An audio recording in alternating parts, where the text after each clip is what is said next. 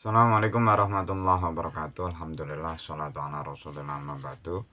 Kembali lagi kita akan mengkaji kitab Sittin Mas'alah, satu kitab fikih dasar yang patut menurut saya untuk dibaca kembali, kita telaah kembali sebagai wahana atau sebagai salah satu puzzle dari keilmuan kita terkait fikih-fikih, terutama dalam urusan ubudiyah. Dan pembahasan kali ini berkaitan dengan syarat-syarat tayamum. Langsung saja masuk bahasanya. Bismillahirrahmanirrahim. Wasyurutu utai beberapa syarat tayamum iku duhulul waktu melbune waktu, manjingnya waktu, watolabulan ngalap ini taja lamun butuh ilaihi mareng ma waturabulan debu atau huru kang suci. Bismillahirrahmanirrahim. Persyaratan pertama untuk seorang muslim yang hendak tayamum adalah masuknya waktu sholat. Jika seseorang hendak tayamum yang digunakan, dan tayamum ini akan digunakan untuk sholat, katakanlah sholat duhur, dia tayamumnya sebelum duhur masuk karena persiapan akan sholat duhur, maka tayamum ini tidak sah digunakan untuk sholat duhur karena belum waktunya. Alasannya ketika kita membaca syarah kitab Sittin Mas'alah, alasannya adalah karena tayamum ini adalah sifatnya darurat dan belum masuk waktunya sholat. Itu berarti kita belum dianggap masuk dalam keadaan darurat atau belum benar-benar masuk waktu butuh tayamum. Oleh karena itu, untuk misal sholat duhur atau sholat asar, maka tayamumnya harus duhulul waktu dulu, masuknya waktu sholat baru kemudian tayamum. Ini adalah syarat pertama untuk segala jenis tayamum, baik tayamum karena sakit ataupun tayamum karena tidak adanya air.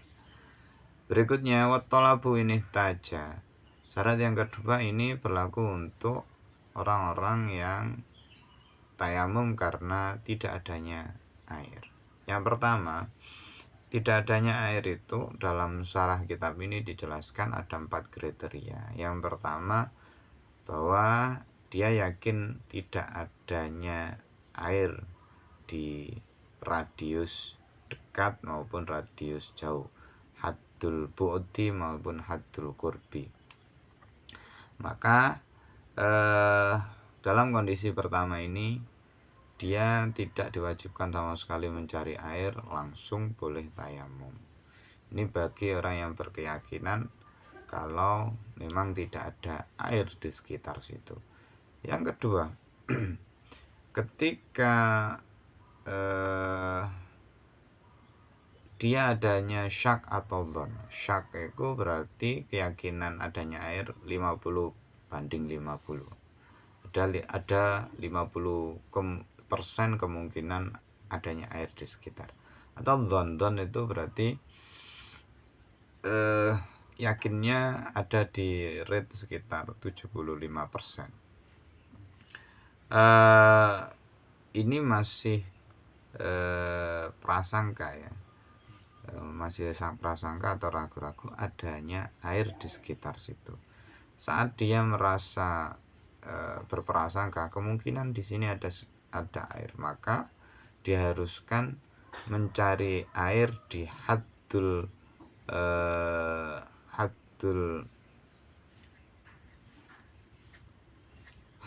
ghaus atau radius permintaan tolong. Ketika seseorang, di mana radius ini ukurannya adalah di mana seseorang meminta, berteriak minta tolong, dia akan didengar orang lain. Dalam kitab syarat dijelaskan sekitar jarak sekitar dalam radius 150 meter. dari situ. Jadi 50 meter ke segala penjuru arah ini perlu dicari air dulu, apakah ada air di dalam radius itu 150 meter. Bila tidak ditemukan maka baru boleh bertayamum. Ini berlaku bila seseorang merasa atau memiliki perasaan kemungkinan ada air di sekitar sini, maka dia harus memastikan dalam radius 150 meter terlebih dahulu baru boleh bertayamum. Atau di kondisi yang ketiga di mana dia yakin betul adanya air, maka dia harus mencari di haddul kurbi atau di radius terdekat. Radius terdekat ini ada di sekitar 4,5 kilo atau 5,5 kilo. Maka dia perlu mencari di radius tersebut agar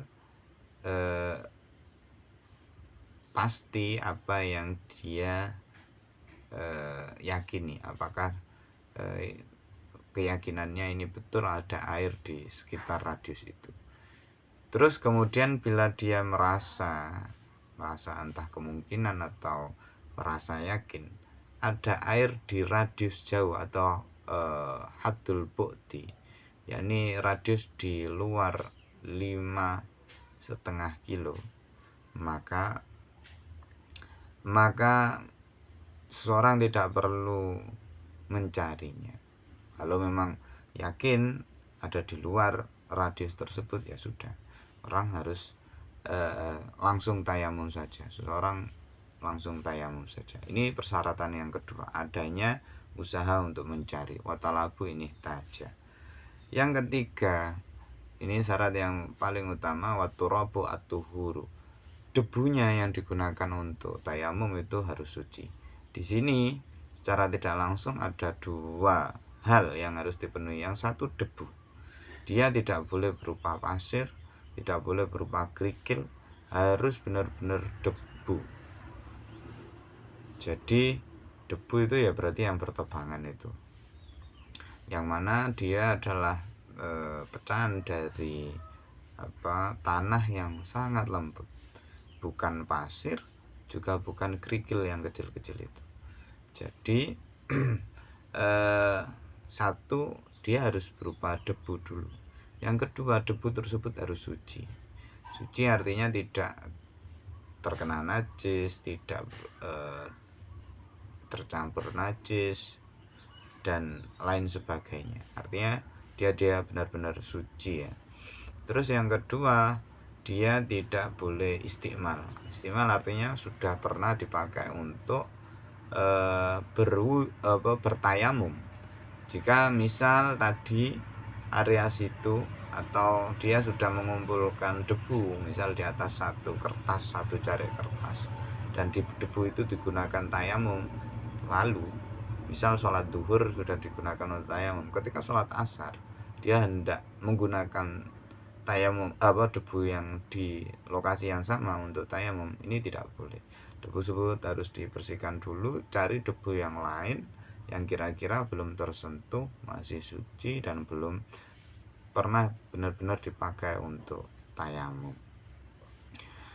Maka ini adalah 3 syarat yang harus dipenuhi bagi orang yang hendak melakukan tayamum.